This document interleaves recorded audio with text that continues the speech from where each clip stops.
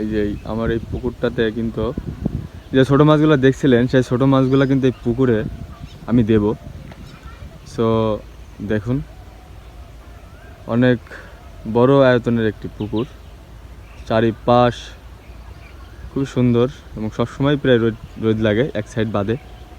তো এই পুকুরটা এখন চুন দিতে হবে। চুন দেওয়ার পরে ওই যে এই ঢিপলিগুলো দেখছেন, ঢিপলিগুলো মানে কেটে পুরা আপনার সমান করব। তো আগে যে ছোটো ছোটো মাছগুলো আপনি দেখাইছিলাম, বলছিলাম যে বড় পুকুর আছে, এই যে সে বড় পুকুর 7 বিঘের উপর পুরো জলাকার। তো এই পুকুরটাতে আমি ছোটো মাছগুলো দেব। তো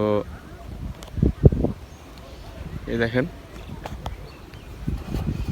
পুরা সাইড কিন্তু পুরা সাইড কিন্তু খুবই সুন্দর একটা পরিবেশ। তো ইনশাল্লাহ আমাদের দোয়া করেন, আমি এই বড় পুকুরে মাছ দেবো। যেদিনকে মাছ দেবো অবশ্যই আপনাদের দেখাবো। এই যে পুরা একটা বড় সাইজ বড় পুকুর পুরা।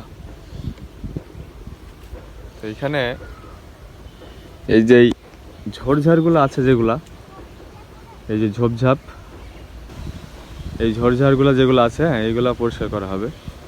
তো এই যে এই টিপলিগুলো কেটে পুকুরে একদম পুরো লেবেলিং করা হবে। হ্যাঁ, তো অবশ্যই মাছ দেওয়ার আগে কিন্তু অনেকগুলো কাজ করতে হয়। মনে করেন ছোট একটি বাচ্চা যেভাবে আমরা মানুষ করি আদর যত্ন সহকারে, ঠিক এই পুকুরটাও কিন্তু ঠিক সেই রকমই অনেক সুন্দর এবং পরিষ্কার পরিচ্ছন্ন, এবং যত ধরনের মেডিসিন থেকে শুরু করে সব কিছু দেওয়া লাগে, সব কিন্তু এই পুকুরে দেওয়া লাগে। তো ইনশাল্লাহ দেখেন, আমি আপনাদের দেখাবো সব রকমের পরিবেশ পরিস্থিতি আমার পুকুরের। তো ইনশাল্লাহ দোয়া করেন যাতে আমি পুকুর থেকে কিছু করতে পারি। হতে চেয়েছিলাম প্রবাসী, হয়ে গেলাম মৎস্য চাষি। ঠিক পরিবেশ পরিস্থিতিটা এরকমই দাঁড়াই গেছে। তো ইনশাল্লাহ আমার সাথে থাকেন। এই জঙ্গলগুলো কিন্তু পরিষ্কার করা লাগবে আমার। হ্যাঁ, এগুলো সব কিন্তু পরিষ্কার করা লাগবে। পরিষ্কার না করলে কিন্তু পুকুরের পরিচর্যার এক প্রধান, প্রত্যেকটা জিনিসের পরিচর্যা, পরিষ্কার পরিচ্ছন্নতা এগুলো কিন্তু প্রধান জিনিস। তো পুকুরের ক্ষেত্রেও তাই। ঝোড়ঝাড় থাকলে কিন্তু এগুলো মাছের জন্য খুবই ক্ষতিকর। অনেক সময় এগুলোর পচে পানিতে অক্সিজেনের ঘাটতি পড়ে। তো এগুলোও কিন্তু পরিষ্কার করা হবে। এই যে এইগুলো সব পরিষ্কার করা হবে। পানা তো পুকুরে রাখাই যাবে না। পানা রাখলে অনেক ধরনের জীবাণু পানা থেকে আসে। সো সবগুলোই পরিষ্কার করা লাগবে। এই যে এই সাইডটি পুরো পরিষ্কার করা হয়ে গেছে। এখন এই যে এখান থেকে আবার শুরু হবে পুরা পুকুর, এই যে পুরা সাইডটা আবার পুরা এই যে কলা গাছ যা দেখছেন সবগুলো কিন্তু পরিষ্কার করা হবে। সো দেখুন সবগুলো কিন্তু পরিষ্কার করা লাগবে।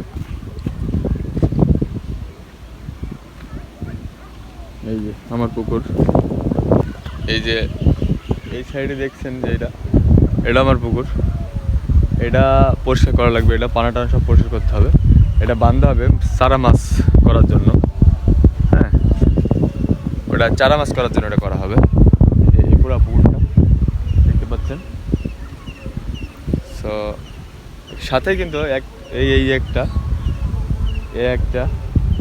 আর এই যে একটা, তিনটা, এবং এই যে পুরো বড় একটা, সাথেই পুরো বড় একটা যে এটা আছে এটা। তো ইনশাল্লাহ আমার জন্য দোয়া করেন যাতে আমি এখান থেকে দেশে থেকে কিছু করতে পারি নাকি, এবং মাছের যত ধরনের কাজ কাম থেকে শুরু করে যা যা লাগে ইনশাল্লাহ আপনাদের আমি দেব। তো সবাই আমাকে সাপোর্ট করেন এবং আমার সাথে থাকেন, সাবস্ক্রাইব করে দেন, ভালো লাগলে ভিডিওটা শেয়ার করে দেন, এটা লাইক করে দেন। ইনশাল্লাহ আপনাদের সাথে নিয়ে আমি এই চাষটা করব, এবং আপনাদের দোয়াই ভালোবাসাই। আসসালামু আলাইকুম।